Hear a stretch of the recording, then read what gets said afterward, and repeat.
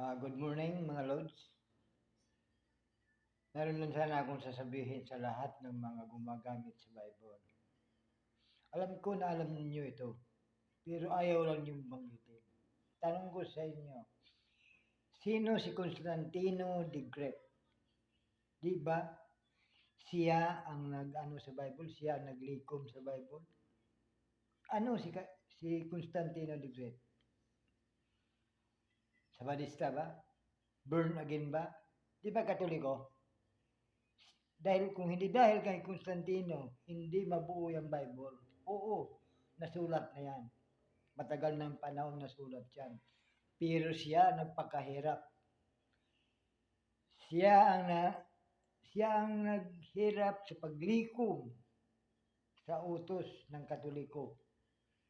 Kayo, anong ginawa niyo? Wala kayo nagawa doon. Ha? Nakikibasa lang kayo talaga sa pinaghirapan ng Katolikong likumin ang lahat ng kasulatan at gagawing isang Bible. Mga tanga. Napakatanga nyo.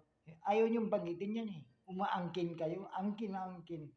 Lahat ng mga nababasa nyo sa inyong mga hinahawakang mga Bible ay ipinapatungkol nyo sa mga sikta nyo, mga relihiyon nyo. Nakikibasa lang kayo eh. Saka na lang kayo nagbuo ng mga sarili ninyong tawag nito, sarili ninyong mga kopya, sarili ninyong mga translate. Nito na lang yun. Pero ang nagbuo talaga niyan, ang naglikom niyan, ay si Constantino the Great. Ngayon, alam ninyo yan eh. Kung bago na ano yan, una-muna yung Vulgata, Latina, di ba? Bago dumating yung mga King James Version, Douay Version, nagdunong-dunungan kayo, mga gago naman kayo.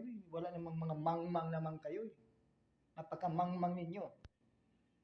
Ayaw niyong aminin na ang Katoliko ang naglikom sa Bible. Hindi kayo. Sige, mag-comment kayo at sasagutin ko kayo.